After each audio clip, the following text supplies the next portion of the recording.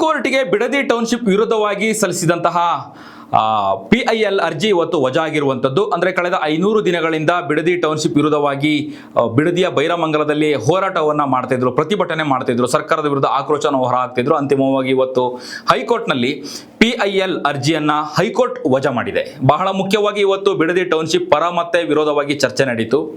ಈಗಾಗಲೇ ಬಿಡದಿ ಟೌನ್ಶಿಪ್ಗೆ ವಿಚಾರವಾಗಿ ಸಂಬಂಧಪಟ್ಟ ಹಾಗೆ ರೈತರು ಕೂಡ ಸರ್ಕಾರದ ವಿರುದ್ಧ ಹೋರಾಟವನ್ನು ಮಾಡ್ತಾ ಇದ್ದಾರೆ, ಪ್ರತಿಭಟನೆ ಮಾಡ್ತಿದ್ದಾರೆ. ಈ ಸಂದರ್ಭದಲ್ಲಿ ಹೈಕೋರ್ಟ್ಗೆ ಸಲ್ಲಿಸಲಾಗಿದ್ದಂತಹ PIL ಅರ್ಜಿಯನ್ನ ಈಗ ಹೈಕೋರ್ಟ್ ವಜಾ ಮಾಡಿರುವಂತಹ ನಿಟ್ಟಿನಲ್ಲಿ ಸರ್ಕಾರಕ್ಕೆ ಇದೊಂದು ರೀತಿಯಾದಂತಹ ಒಂದು ಮುನ್ನಡೆ ಅಂತಾನೆ ಹೇಳ್ಬೋದು. ಇದರ ನಡುವೆ ಈಗ ಸರ್ಕಾರ ಯಾವ ತೀರ್ಮಾನ ತೆಗೆದುಕೊಳ್ಳುತ್ತಾ ಗೊತ್ತಿಲ್ಲ, ಕಾದು ನೋಡಬೇಕು. ಬಹಳ ಮುಖ್ಯವಾಗಿ ಹೈಕೋರ್ಟ್ನಲ್ಲಿ ಬಿಡದಿ ಟೌನ್ಶಿಪ್ ಮಾಡುವಂತಹ ವಿಚಾರಕ್ಕೆ ಅಥವಾ ಬಿಡದಿ ಟೌನ್ಶಿಪ್ ವಿರೋಧವಾಗಿ ಸಲ್ಲಿಸಿದಂತಹ ಸಾರ್ವಜನಿಕ ಹಿತಾಸಕ್ತಿ ಅರ್ಜಿಯನ್ನು ಪರಿಶೀಲನೆ ಮಾಡಿದೆ.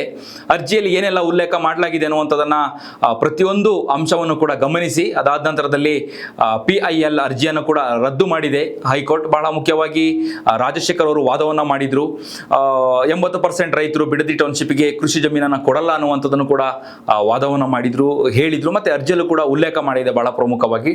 ಅದಾದ ನಂತರದಲ್ಲಿ 2016ರಲ್ಲಿ ಆದಂತಹ ಈ ಒಂದು ಬಿಡದಿ ಟೌನ್ಶಿಪ್ ಯೋಜನೆಗೆ ಒಂದಷ್ಟು ವಿಚಾರಗಳು ಕೂಡ ಮುನ್ನೆಲೆಗೆ ಬಂದಿತ್ತು. ಅಂದ್ರೆ ಈ ಹಿಂದೆ ಮುಖ್ಯಮಂತ್ರಿ ಆಗಿದ್ದಂತಹ ಕುಮಾರಸ್ವಾಮಿ ಅವರ ಮುಖ್ಯಮಂತ್ರಿ ಕುಮಾರಸ್ವಾಮಿ ಆದಂತಹ ಫೀಲ್ಡ್ ನಲ್ಲಿ ಬಿಡದಿ ಟೌನ್ಶಿಪ್ಗೆ ಒಂದು ಬುನಾದಿ ಹಾಕುವಂತಹ ನಿಟ್ಟಿನಲ್ಲಿ ಅಥವಾ ಬಿಡದಿ ಟೌನ್ಶಿಪ್ ಮಾಡಬೇಕನ್ನುವಂಥ ನಿಟ್ಟಿನಲ್ಲಿ ಚರ್ಚೆಯನ್ನು ಮಾಡಿದ್ರು, ಯೋಜನೆಯನ್ನು ರೂಪಿಸಿದ್ರು. ಅದಾದ ನಂತರದಲ್ಲಿ ರೈತರು ಪರ ಮತ್ತೆ ವಿರೋಧ ಚರ್ಚೆಗಳು ಕೂಡ ಆಗ್ತಾ ಇತ್ತು.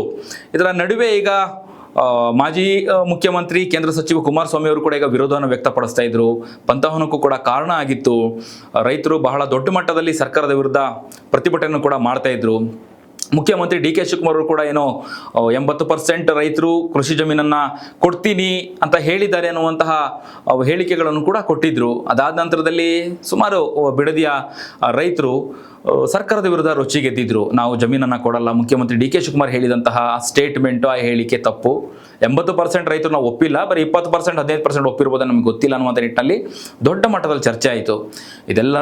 ಎಲ್ಲದರ ನಡುವೆ ಹೈಕೋರ್ಟ್ಗೆ ಸಲ್ಲಿಸಲಾಗಿದ್ದಂತಹ ಬಿಡದಿ ಟೌನ್ಶಿಪ್ ವಿರುದ್ಧವಾಗಿ ಸಲ್ಲಿಸಲಾಗಿದ್ದಂತಹ ಸಾರ್ವಜನಿಕ ಹಿತಾಸಕ್ತಿ ಅರ್ಜಿ ಇವತ್ತು ವಜಾ ಆಗಿದೆ. ಅದರಲ್ಲಿ ಬಹಳ ಮುಖ್ಯವಾಗಿ ಏನು ಸರ್ಕಾರ ಏನಾದರೂ ಕಾನೂನು ಉಲ್ಲಂಘನೆ ಮಾಡಿದ್ಯಾ ಆ ಬಗ್ಗೆ ಚರ್ಚೆ ಮಾಡಿ ಅನ್ನೋದನ್ನು ಕೂಡ ಚಾಟಿ ಬೀಸಿದೆ ಹೈಕೋರ್ಟ್. ಕಾದು ನೋಡಬೇಕು. ರೈತರ 500 ದಿನಗಳಿಂದ ನಡೀತಿರುವಂತಹ ರೈತರ ಪ್ರತಿಭಟನೆ ನಡುವೆ ಈಗ ಸರ್ಕಾರಕ್ಕೆ ಸಿಕ್ಕಂತಹ ಈ ಒಂದು ಮುನ್ನಡೆ ಅಂತಂದರೆ ಈಗ ಹೈಕೋರ್ಟ್ PIL ಅರ್ಜಿ ಏನು ಕ್ಯಾನ್ಸಲ್ ಮಾಡಿದೆಯಲ್ಲ, ರದ್ದು ಮಾಡಿದೆಯಲ್ಲ, ಇದನ್ನು ಇಟ್ಕೊಂಡು ಯಾವ ರೀತಿಯಾದಂತಹ ಸ್ಟ್ರಾಟಜಿ ಯೂಸ್ ಮಾಡುತ್ತಾ ಗೊತ್ತಿಲ್ಲ. ಈಗಾಗಲೇ 2 ತಿಂಗಳು ತಾತ್ಕಾಲಿಕವಾಗಿ ಬಿಡದಿ ಟೌನ್ಶಿಪ್ ವಿಚಾರವಾಗಿ ತಾತ್ಕಾಲಿಕವಾಗಿ ಸ್ಥಗಿತ ಆಗಿದೆ, ಯಾವುದೇ ಬೆಳವಣಿಗೆಗಳು ಇಲ್ಲ.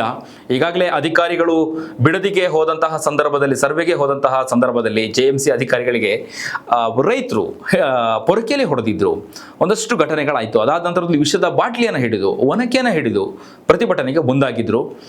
ಈ ಒಂದು ಬೆಳವಣಿಗೆ ನಂತರದಲ್ಲಿ ಹೈಕೋರ್ಟ್ ಏನು ಸಾರ್ವಜನಿಕ ಹಿತಾಸಕ್ತಿ ಅರ್ಜಿಯನ್ನ ವಜಾ ಮಾಡಿದಂತಹ ನಂತರದಲ್ಲಿ ಸರ್ಕಾರದ ನಡೆ ಹೇಗಿರುತ್ತೆ ಅನ್ನುವಂಥದ್ದು ನೋಡಬೇಕು.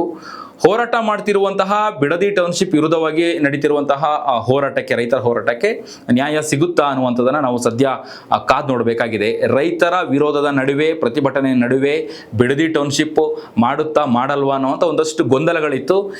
ಈಗ ಹೈಕೋರ್ಟ್ ಸೂಚನೆ ಮಾಡಿರುವಂತಹ ಅಥವಾ ಏನು ಅರ್ಜಿಯನ್ನು ಹಾಕಲಾಗಿತ್ತು, PIL ಅರ್ಜಿ ಹಾಕಲಾಗಿತ್ತು, ಈ ಅರ್ಜಿ ರದ್ದಾದಂತಹ ಸಂದರ್ಭದಲ್ಲಿ ಸರ್ಕಾರ ಯಾವ ನಿರ್ಧಾರನ ಮುಂದಿನ ದಿನಗಳಲ್ಲಿ ತೆಗೆದುಕೊಳ್ಳುತ್ತೆ ಅನ್ನೋದು ನೋಡಬೇಕು. ಸಾರ್ವಜನಿಕ ಹಿತಾಸಕ್ತಿ ಅರ್ಜಿ ವಜಾ ಆಗಿರೋದನ್ನೇ ಅಸ್ತ್ರವಾಗಿ ಬಳಸಿಕೊಂಡು ಸರ್ಕಾರ ಏನಾದರೂ ಬಿಡದಿ ಟೌನ್ಶಿಪ್ ಮಾಡಲಿಕ್ಕೆ ಮುಂದಾಗುತ್ತೆ ಅನ್ನುವಂಥದ್ದನ್ನು ನಾವು ಸದ್ಯ ಕಾದು ನೋಡಬೇಕಾಗಿದೆ.